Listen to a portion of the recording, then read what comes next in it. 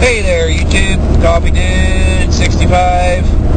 Trying to get a video up. I made one video and I decided not to put it up because it was boring. So I'm going to try to do another one. It's Saturday. I think it's Saturday. But the problem I have, one, is time. And my computer equipment is kind of old and cantankerous. It's words you don't hear much, is cantankerous. But both my computers are old and I need to reinvest and buy something new someday. But anyway, I found myself at a lack of things to talk about because there's not too much happening on YouTube, and I understand, I've said it before. I don't fault anyone. I'm the biggest transgressor, if you will. But everybody knows where I stand on politics, and I'm not saying that I'm a defeatist, but it doesn't look like there's too many people that's going to listen with an open mind. Everybody's made their mind up. And I respect the people that have no respect in government, because it's easy to see that. It's easy to do that right now. And the parties look the same, act the same, but, there are distinct differences, and I still believe that. You can call me crazy, a fool, whatever you want to call me. But I was watching this thing on Cinemax. I get Cinemax and HBO and Showtime for free. They come in over my cable, and Cinemax doesn't come in too good. You can make it out, and you can hear it. Showtime and HBO come in perfect, which is awesome. And I don't pay for it, so don't turn me in for stealing cable. I am not stealing it. It just comes in. I don't know if it's because my TV is good. I don't know. But I was watching Cinemax this morning, and it was having a thing about the hog farm, which was really, really interesting to me. And if you don't know what the hog farm is, it's where Wavy Gravy came out of, and it was, lack of a better word, a movement in the 1960s. They were at Woodstock, and they were actually security at Woodstock. And it was real, true hippies. And I was watching that, and you all know, I wasn't a real hippie in the 60s. I was a kid. My parents were not real hippies in the 60s. They were very liberal, and they took me to some very, if you will, 60s type things, and I marched in some marches.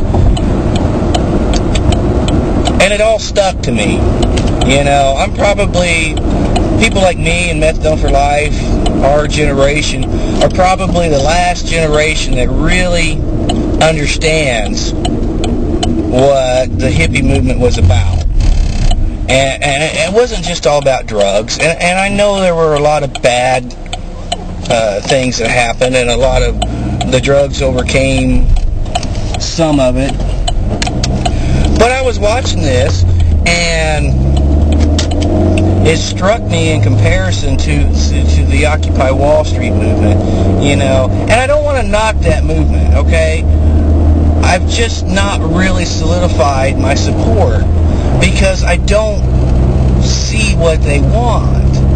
The hippies were wanting to change the world. The hog farm people actually lived and breathed what they were talking about. They fed people. If you're hungry, they put up free food, They're very altruistic. And they had an agenda. Stop the war, change the world, live with peace. Okay? So they might eat a magic mushroom once in a while. So what of it? But it just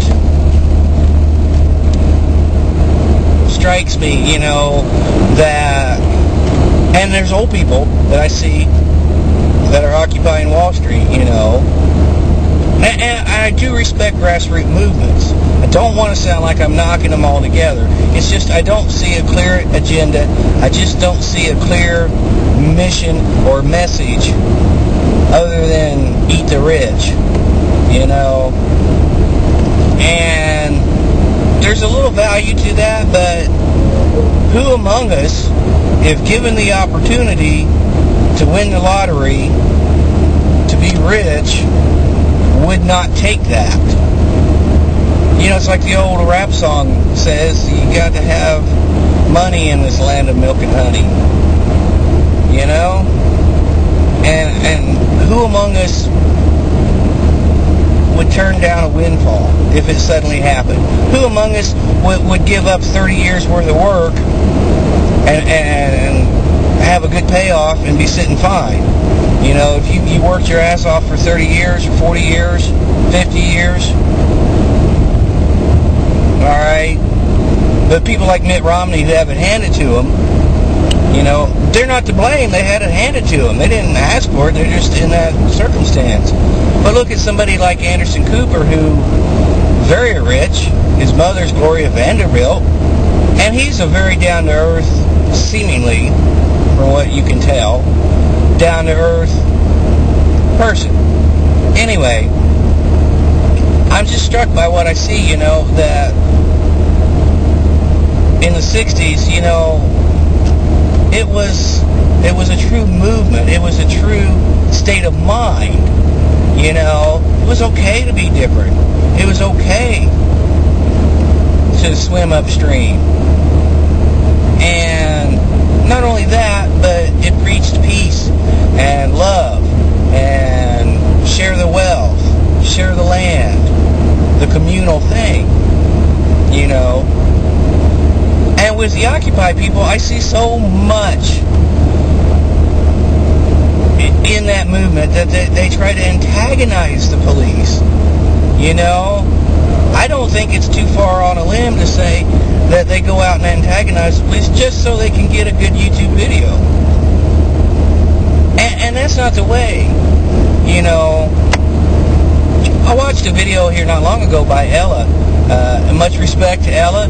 You know, we seem like we're growing further apart ideologically, but she's a good person, smart person, and I respect her opinion, and I value her opinion. You know, if everybody agreed with me, what kind of a world would it be?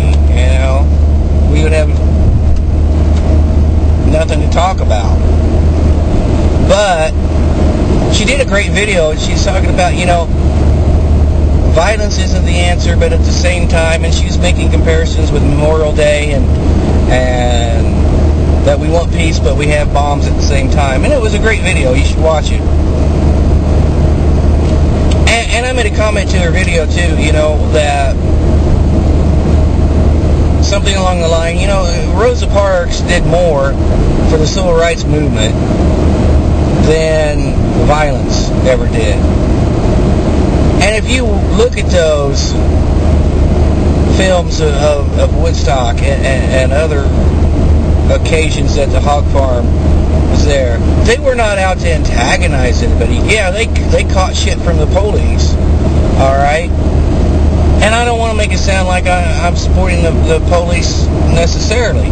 But you watch the videos nowadays, and they're sitting around drinking coffee waiting for somebody to get out of line. And then if they do get out of line and have to contain order, oh my God, it's police brutality. It's oh, look at this. It's the end of the world. It's you know, Illuminati's, you know. The policemen, for the most part, are people like you and me. You know, they just chose to be a policeman. And yes, there is a problem with police that become the police mentality, that think they are the law. They don't, a lot of them don't see that they are simply agents of the law, but they believe they are the law. And it is something that is a definite problem with not all, but some, at least, police officers. They get that Gestapo mentality, you know. But not all of them. There's a lot of good cops out there. And it's not the 60s, all right? It was a different thing back then. The cops were more egregious and trying to contain the hippies, because they had this mindset that the hippies were communists and that they were undesirables and they were destroying the moral fabric of society. In some ways, and this is an odd comment, but in some ways, we are more liberal as a society now than we were in the 60s. But we are more liberal now because of the 60s.